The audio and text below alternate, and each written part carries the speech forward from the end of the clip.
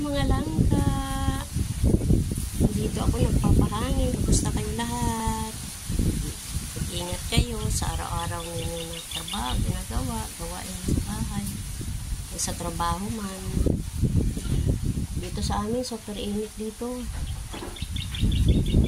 Pero malakas ang hangin. Buti malakas ang hangin.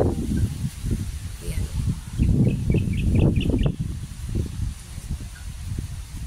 Silaw kasi sobrang init, oh.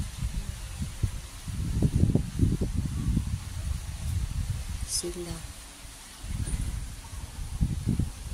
Dito ako sa bahay ng kapatid ko kasi maganda yung lupis ng bahay niya dito, mahangin. Yung dragon fruits.